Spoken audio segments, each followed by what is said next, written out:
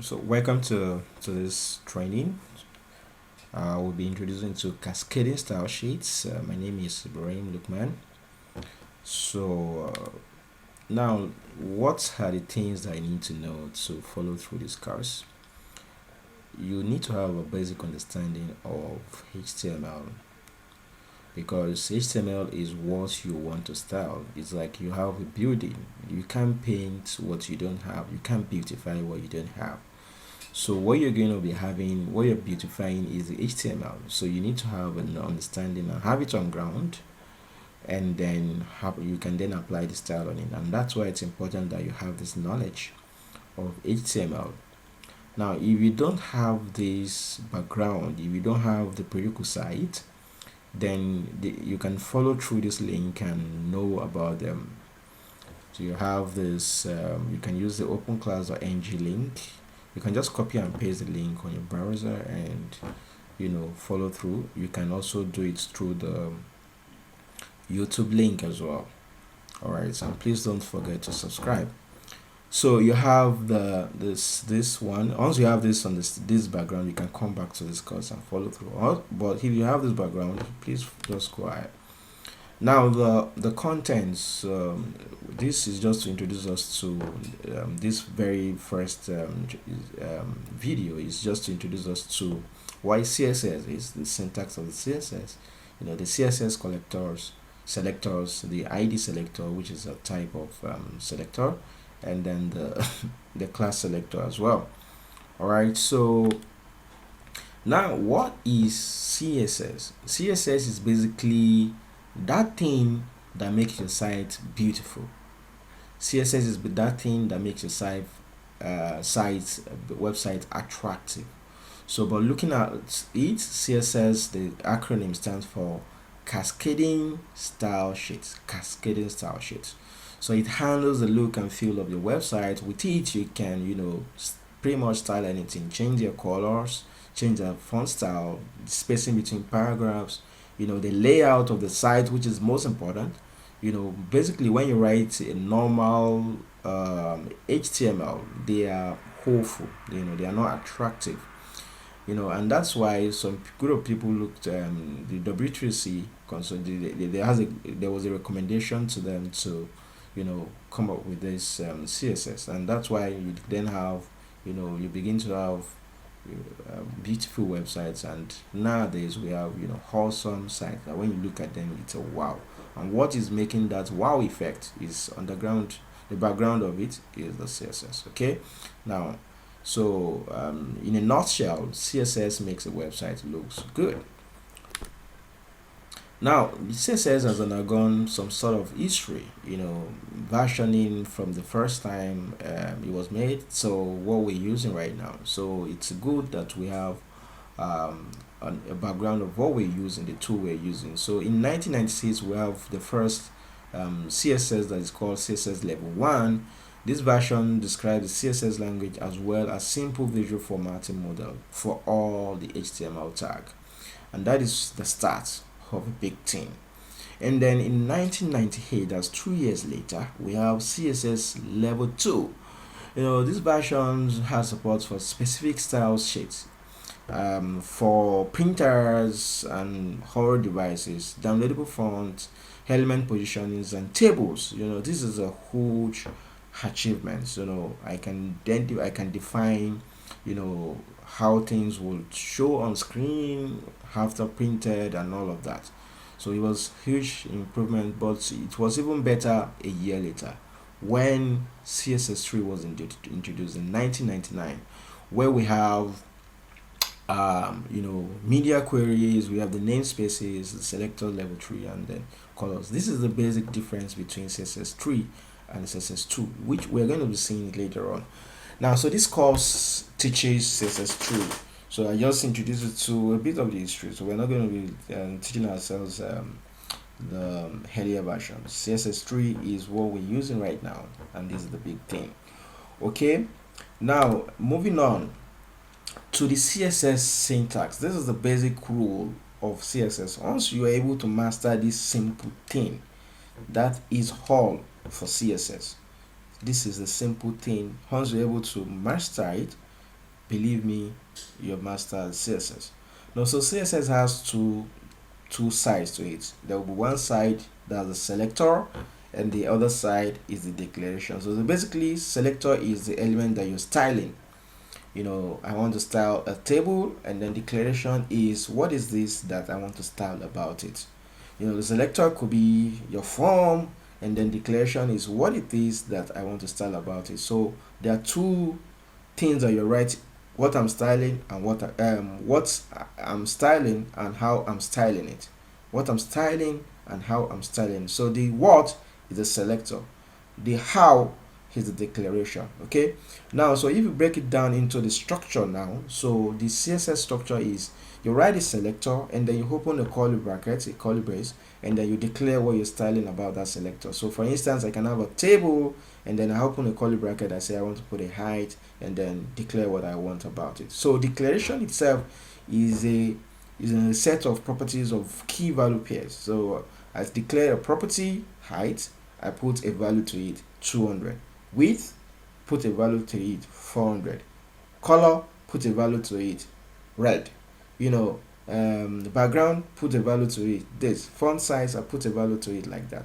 So I do that, and then I apply it to something. All this style have to define which of the elements should this color be applied, and that is a selector. I have to indicate it. That is how simple the CSS is, and everything you're going to be doing is this. Okay, everything you're doing will be this. So once you master this structure, you are done. Okay, now let's have a little more understanding of what CSS selectors is and how we do the strategy of selecting the element. So we said the syntax of CSS is the selector and the declaration, and the declaration has property values, right? Now, CSS selectors is basically a way of finding the element or selecting the element to be styled. Okay, like I said while introducing the first slides, I told us that CSS has to do with beautifying your web page. So there has to be something on ground to be beautified. So you have several things that you have on ground. You have within your page where you have form, you have tables, you have text, paragraph, you have headers, H1, H2, H3, and all of those. So you have all of those things. All right. Now you want to style them. Okay, you want to style this element. Okay. Now, how do you know which element to be styled? How do you select which element to be styled? How do you select which element to be styled? Okay, so this is the strategy. This 1, 2, 3, 4, 5 strategies of selecting the element or finding the element to be styled. That is what the CSS selector is about. So the first one is the simple selectors. The simple selectors has to do with, okay, I can name it if I know the name of that selector. So if I know it's paragraph, I can just say, okay, paragraph, take this style. Okay, so I can say table, take this style. I can say body, take this type. I can say H1, take this type. H2, take this type. So I name it, and then I can then apply the declaration on it. So that's under simple selectors. Under simple selectors, we have 3 ways of using it. So we have the name, by their name, the name of the tag, paragraph, and all of those things. We are going to see it later on. These things are quite simple. So if you're getting too confused, like you're imagining too much, just leave it, and this thing will become a lot clearer by the time we start coding. Okay, then still under simple selectors, we can use the name, like I said, their names, the tag names, and we can define our own name. So by defining our own name, we could use ID. So we'll use it as attribute of that element to be styled. So we'll just say ID equals to, we give it our name of choice, so that when we are styling, we will then apply it to the name I gave inside that ID. So I can say ID equals to box A. So box A becomes a selector now while I'm writing my CSS structure. Okay, so I can then apply a style on box A. Okay, so that is that. But when we're using ID, that we'll learn later on, ID has to do with a unique element. I want it to apply on a particular element. That's a unique element. Okay, and then still under simple selectors, we have what we call class. So I can apply a style on a group of elements. So I can apply it on form, I can apply it on table, I can apply it on this thing together, group of elements. So we apply it on a group of elements. So I can clear, all we need to do is just create a class and then give it a class name. And then when we write a style rule, we say apply to those class. And every element that have that class as the attribute will take the effect of the styles that we have defined. Okay, so all this we'll see later on. So basically, during the first set of during these tutorials, we're going to be diving a lot on simple selectors, and then later on we'll come back to the combinators, pseudo classes, pseudo elements, and attribute selector. But right now, I would want to give you a tips of what they are so that you can have the understanding of this strategy of selecting the element to be styled. It's just a strategy of selecting the element to be styled. So the combinator selector has to do with the relationship that exists between elements. In HTML we have structures. If you know HTML, you know that we have structures. The HTML itself, the HTML tag itself is like a parent tag that has within it has head. Within the head you have several other things like title, CSS links, and all of that, JavaScript and all of that. Then you come into the body, and then within the body you have the content of your site that you're styling. All right, so HTML is in that, like, is built like that, hierarchical. So if you want to style, for example, an element within a table, you have a tr. You know that tr is within a td, and then you have a td which is within a t body, like that. So this is a kind of parent children kind of relationship. So in a combinator selectors, we define the relations that exist between one element and the other to define a class to be applied on them, like that. So I can say apply it to the child of this particular element, or apply it to the parent of this particular element, like that. So I define the relationship that exists between them. We're going to see it in action later on. They are quite simple. And then pseudo class selectors has to do with targeting an element, selecting an element based on its state. So the state of an element, for example, button. When you click on a button, sometimes when you mouse over it, it changes the color to the background of the color will change, of the button will change to something X. Maybe the text of it will call it change to something X. When you mouse out of that link, its property also changes to something else. So you can target an element based on its state and then apply a style on it, like that. So this kind of strategy is called pseudo class selectors, when you target an element based on its state. And then pseudo element selector has to do it. Okay, yeah. So I want to apply it to a part of an element, a part of an HTML element. For instance, I wrote a text and I say I am a developer. So I say I am a developer. Now I want to style just a part of that I am a developer. Let's say I alone. I want it to have a different style compared to the rest of these things. And I don't want to specifically create a different selector for that I alone. I want to target just the first element of a particular HTML element. So when we do this strategy, we call it pseudo element selectors. Styling a part of an element, not just all of them. And then attribute selectors has to do with, if you have mastered HTML, the basics of HTML, you know that HTML elements have attributes. Attribute is just basically something that defines or further describes an HTML element. So I can target any HTML element through its attribute. Take for instance, I have an input field. So I have an input field as an HTML element, and then I have type equals to text. Type as an attribute, and then I equally have, let's say, name of the form as an attribute. The placeholder as one of those is attribute of that form. So I can use that attribute to target that element. So I can select an element like that and then apply a style on it.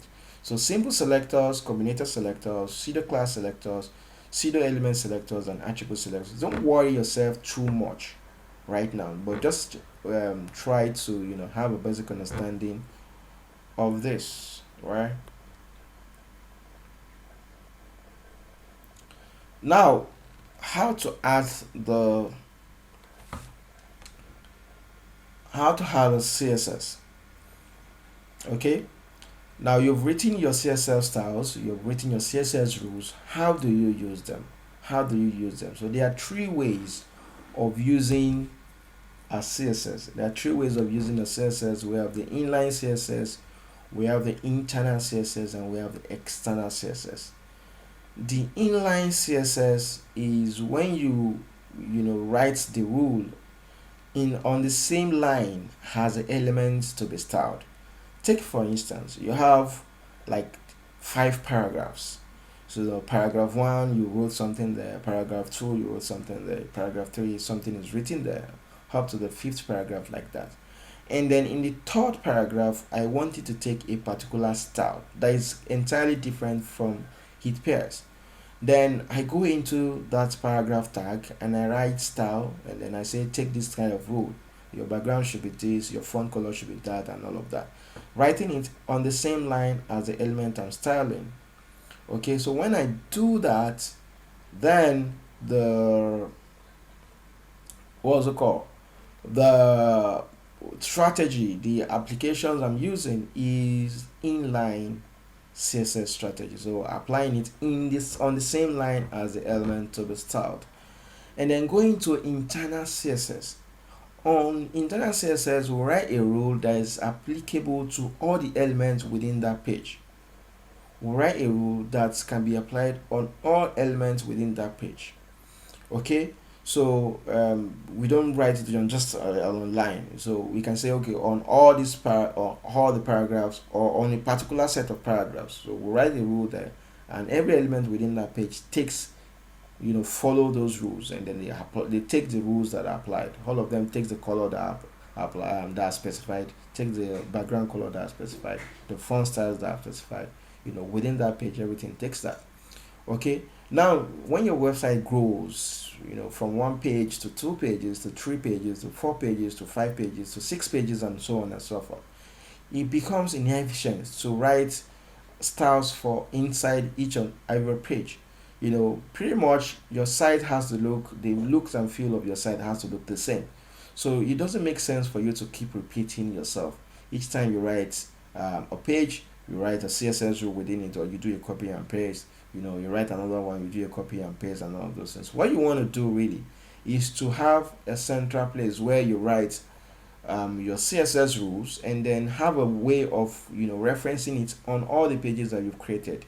When you do this, what you're doing is you're using an external CSS. An external CSS is a way where what is styled on that page is not within that page. It's external to that page.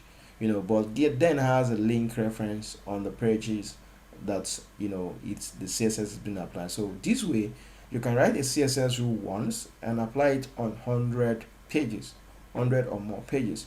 And if there's anything to be changed, you only change it once on a particular external CSS page, and this takes effect on all the pages that have references to it. Okay, so this is how you use it. So you are going to see this in action in a bit. Now I think this is time to get our hands dirty.